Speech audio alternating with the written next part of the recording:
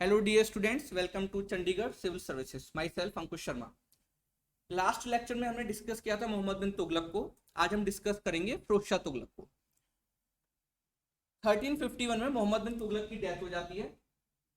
सिंध में एक प्लेस है स्टूडेंट, इसका नाम है थट्टा। यहाँ पर वो गया था एक रिवॉल्ट को क्रश करने के लिए, मोहम्मद बिन तुगलक। इधर उसकी डेथ हो जाती है। डेथ के बाद इशू आता है कि अब नेक्स्ट रूलर कौन बनेगा। देन मोहम्मद बिन तुगलक के कजिन, इनका नाम है फिरोज शाह तुगलक, इनको जो है रूलर अपॉइंट किया गया, फिरोज शाह तुगलक। इस टाइप के स्टूडेंट हम देखेंगे, फिरोज शाह तुगलक रूलर बन जाता है। फिरोज शाह तुगलक का जो पीरियड रहेगा ये रहेगा फ्रॉम 1351 टू 1388।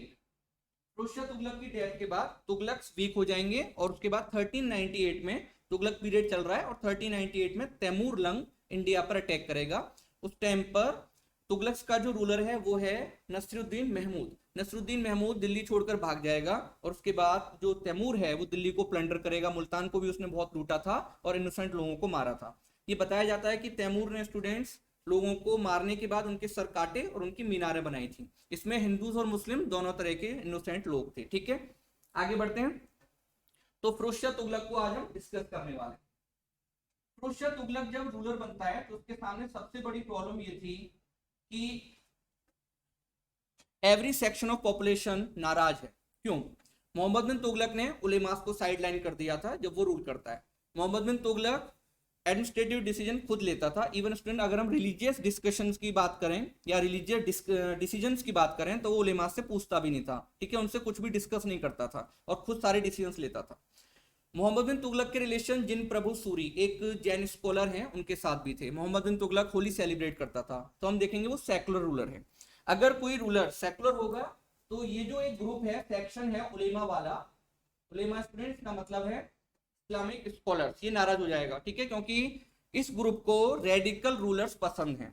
दैट्स वाई जब मोहम्मद बिन तुगलक हम देखेंगे वो एक सेकुलर रूलर है और अच्छे से रूल करना चाहता है, रिलीजन को थोड़ा साइड में करना चाहता है, तो उलेमा जो है वो नाराज हैं।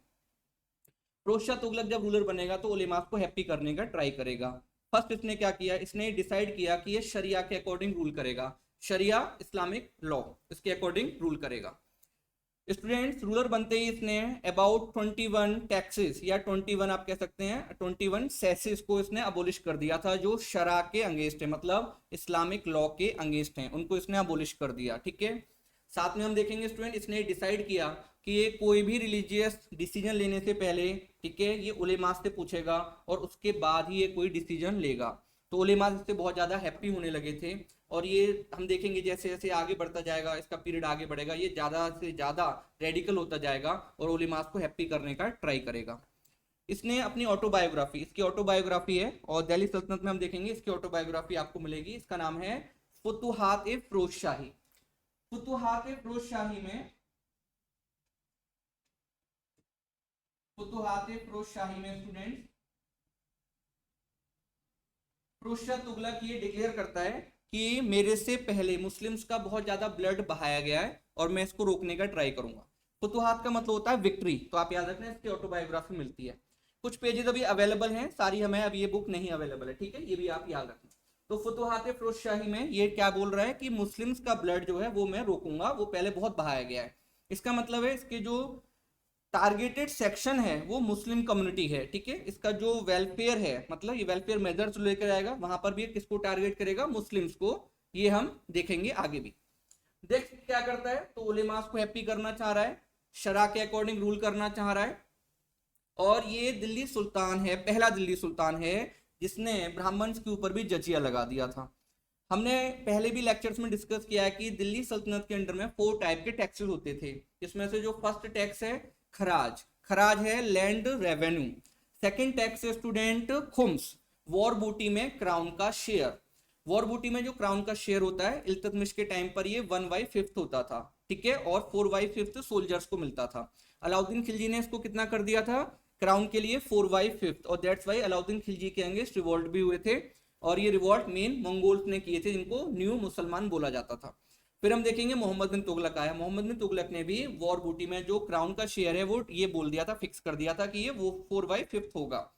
अब फिरोज शाह तुगलक आया, फिरोज शाह तुगलक ने इसको चेंज कर दिया और फिर से स्टूडेंट खुम्स जो होगा, खुम्स और बूटी में शेयर क्राउन के लिए ये फिर से इसने 1/5 कर दिया, और 4/5 शेयर किसको मिलेगा? सोल्जर्स को। नेक्स्ट जो टैक्स था इसका नाम है जजिया, और उसके बाद जकात। जजिया नॉन मुस्लिम्स से एक टैक्स कलेक्ट किया जाता है जिसको जजिया बोलते हैं। कुतुबुद्दीन ऐबक ने इसको इंट्रोड्यूस किया था।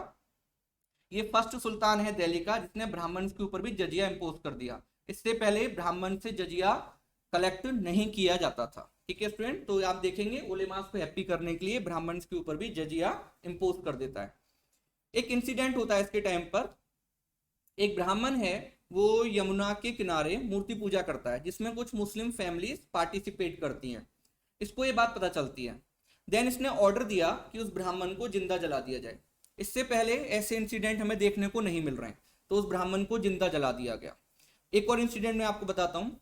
इसके ड्रीम में सालार मसूद गाजी, ये एक सेंट हैं, ये इसके ड्रीम में आते हैं। नेक्स्ट मॉर्निंग ये क्या करता है, ये अपने हेड को शेव करा लेता है।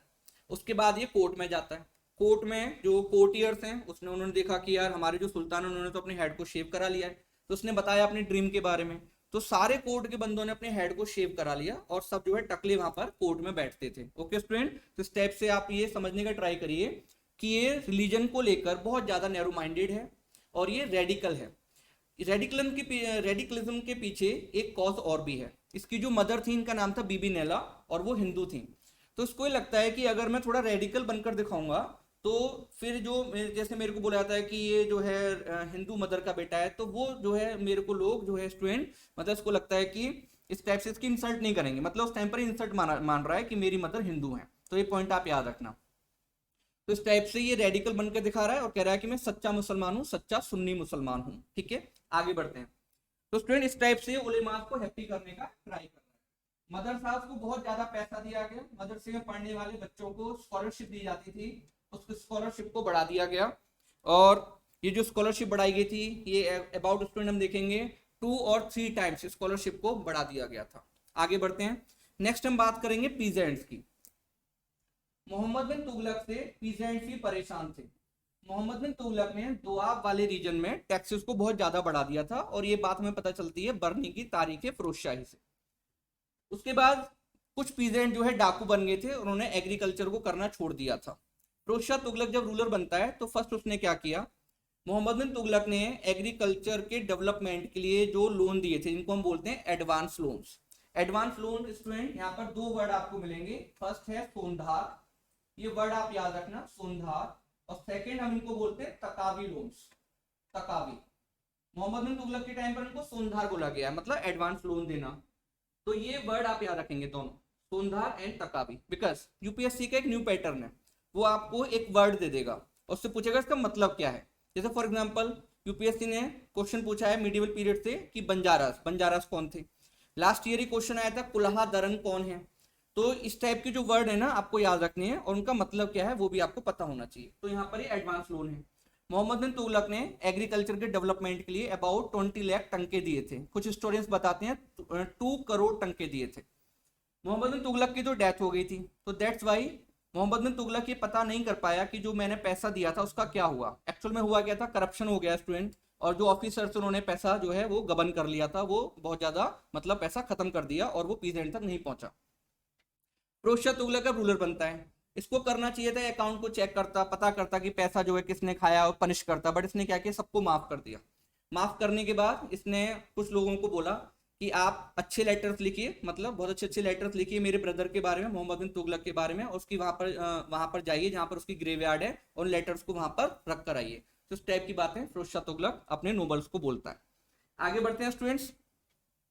नेक्स्ट इसका जो हम देखेंगे एग्रीकल्चर फील्ड में जो उसका डेवलपमेंट रहा या उसने जो डिसीजन लिया वो ये था कि अभी तक जो लैंड रेवेन्यू कलेक्ट हो रहा था, लैंड रेवेन्यू मतलब खराज, वो होता था किसके बेस पर, तो वो कलेक्ट होता था मेजरमेंट के बेस पर कि लैंड को मेजर करा दिया और उसके बाद लैंड रेवेन्यू इंपोज कर दिया गया।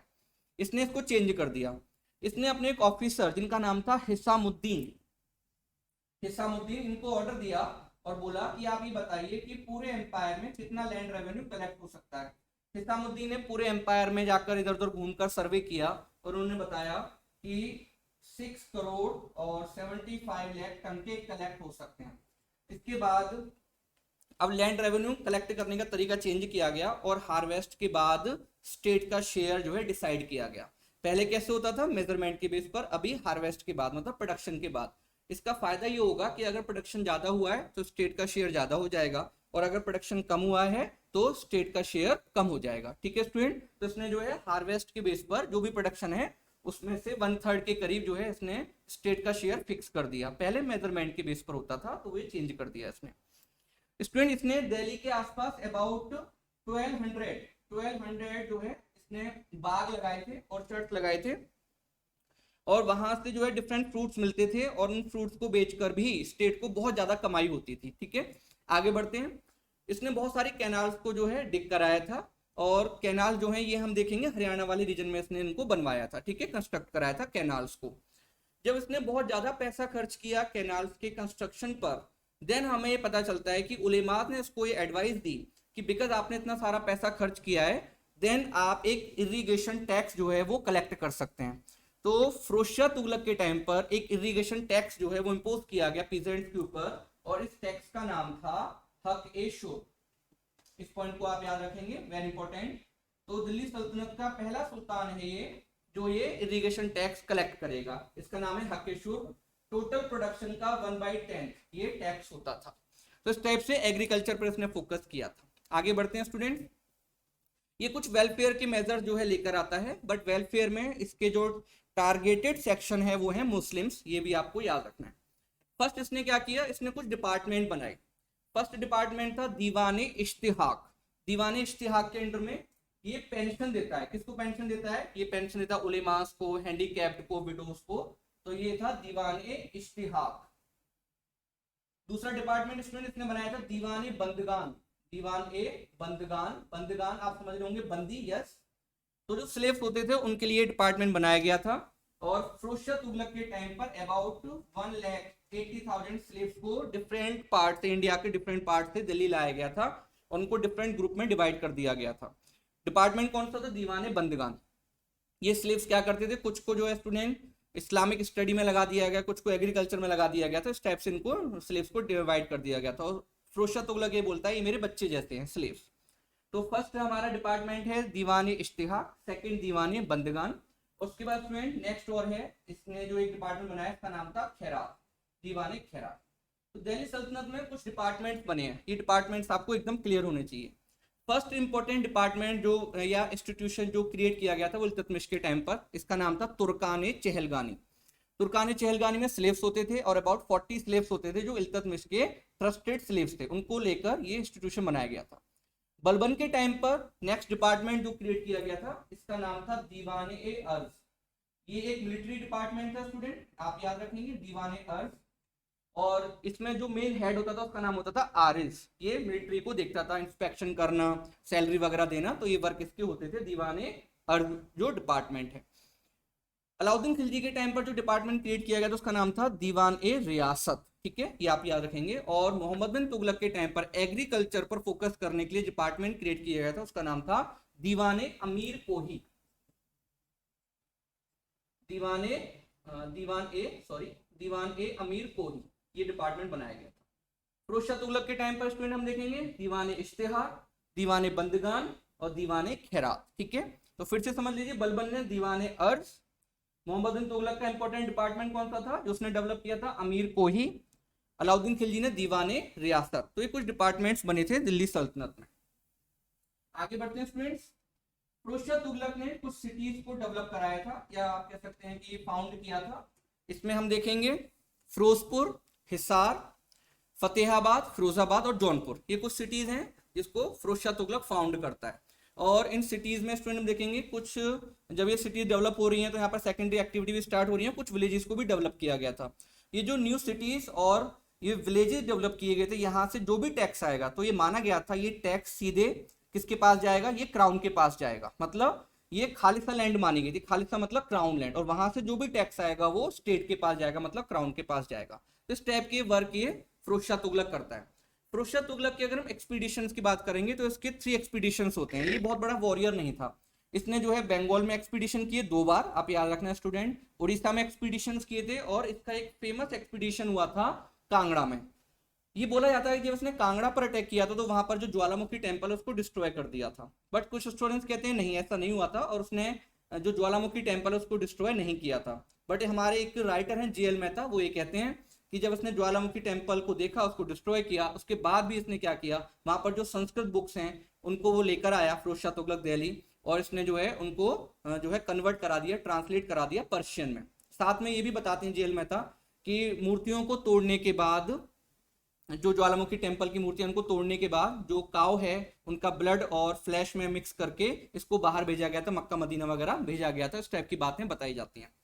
फिरोज शाह तुगलक स्टूडेंट अशोका के दो पिलर्स हैं, एक पिलर था मेरठ में, उसको ये वहां से मंगवाता है, ठीक है, मेरठ से, और दूसरा पिलर है टोपरा, टोपरा जगह अंबाला के पास, तो वहां से एक पिलर ये मंगाता है, अशोका के पिलर्स थे तो उनको ये मंगाता है और दिल्ली में इनको जो है ये इंस्टॉल करा देता है, ठीक है, ये पॉइंट भी आप याद रखेंगे, बहुत इंपॉर्टेंट है। तो एक मंगाता है कहां से स्टूडेंट, टोपरा से, टोपरा पिलर, और दूसरा मेरठ, तो इस टाइप से दो पिलर्स को मंगाता है और कहां पर इंस्टॉल करा देता है, ये इंस्टॉल करा देता है दिल्ली में। उसके बाद अब हम देखेंगे धीरे धीरे इसकी एज ज्यादा होती जा रही थी, ये रिलीजन को लेकर बहुत ज्यादा जो है नैरो होता जा रहा था, नैरो माइंडेड होता जा रहा था, और 1388 में इसकी डेथ हो जाती है। 1388 में डेथ के बाद फर्स्ट इश्यू आता है कि रूलर रूलर कौन बनेगा। एक तरफ इसके स्लेव्स थे, दूसरी तरफ इसके बेटे थे, उनमें लड़ाइयां चलती हैं, इस टाइप से तुगलक डायनेस्टी वीक हो जाती है। आगे जो है रूलर वो आपको नहीं पढ़ना होता। सेकंड पॉइंट आप याद रखना, पॉलिटिकल डेवलपमेंट बहुत ज्यादा आपको डिस्कस नहीं करने होते और ना आपको जो है पढ़ने होते हैं। यूपीएससी का जो पैटर्न है जैसे मैंने आपको समझाया भी था, लिटरेचर हो गया, ठीक है स्टूडेंट, साथ में एग्रीकल्चर, टैक्स वगैरह, मतलब इकोनॉमिक सेक्शन हो गया, उस पर आप फोकस करेंगे, लिटरेचर पर फोकस करेंगे, और हम देखेंगे जो आर्ट एंड कल्चर वाला पार्ट है उस पर फोकस करेंगे, ठीक है। तो ये जो है 1388 में डेथ हो जाएगी और उसके बाद तैमूर का अटैक होगा, तब तैमूर का अटैक जो है वो इंपॉर्टेंट है, वो आपको पता होना चाहिए। 1398 में अटैक हुआ था, वो मैंने आपको डिस्कस कर दिया। इसके बाद तैमूर के अटैक के बाद जो है तुगलक डायनेस्टी वीक हो जाएगी, और खिज्र खान जो तुगलक्स के अंडर में एक नोबल थे, खिज्र खान, ये जो है तुगलक्स को हटा देंगे और 1412 में ये दिल्ली को कैप्चर कर लेंगे, ठीक है, ये न्यू रूलर बन जाएंगे। तो इस टाइप से तुगलक्स खत्म हो जाएंगे और 1412 में एक नई डायनेस्टी रूल करेगी दिल्ली से, इसका नाम है सैयद डायनेस्टी। सैयद के बारे में थोड़ा सा आपको पता होना चाहिए, सैयद जो है इनको बोला गया था कुलाह दरन। स्टूडेंट ये माना जाता है कि जो सैयद है ना, कुलाह दरन, सैयद एक कैप पहनते थे, पॉइंटेड कैप, उसको कुल्हा बोलते थे, तो ठीक है, उस कैप को पहनने वालों को क्या बोला गया, कुल्हा दरन। और ये माना जाता है कि जो सैयद हैं प्रॉफिट मोहम्मद की बेटी फातिमा के डायरेक्ट डिसेंडेंट हैं, ठीक है, तो ये प्रॉफिट मोहम्मद के डिसेंडेंट भी माने जाते हैं। और इस सैयद डायनेस्टी का जो फाउंडर है इसका नाम है खिज्र खान। इसमें कुछ रूलर्स आएंगे बट वो बहुत ज्यादा वीक रूलर्स हैं, तो ऐसा उनको पढ़ने की जरूरत आपको नहीं है। हाँ, इस टाइम पर एक बुक लिखी जाएगी, वो मैं आपको बाद में डिस्कस करूंगा। इस टाइप से सैयद जो है हमें नहीं पढ़ने हैं। नेक्स्ट हम जो है लोजीज को थोड़ा सा डिस्कस करेंगे और उसके बाद हम देखेंगे इंपॉर्टेंट लिटरेचर को, ठीक है स्टूडेंट्स। तो होप आपको ये वीडियो समझ में आया होगा, लेक्चर समझ में आया होगा। अगर नहीं आया है, कोई इश्यू आया है, तो फिर आप मुझे जो है कमेंट कर सकते हैं। स्टूडेंट जब आप वीडियो को देखते हैं तो देखिए थोड़ा सा क्या होता है कि आपको इनकरेज करना होता है, तो आपने क्या किया, थम्स अप कर दिया या कोई कमेंट कर दिया, जिससे क्या होता है कि आगे फिर मन करता है कि और वीडियो बनाइए जिससे आपको जो है समझ में आए। तो इसलिए ये प्लीज आपको करना है और चैनल को सब्सक्राइब भी करना है, ठीक है स्टूडेंट्स, थैंक यू।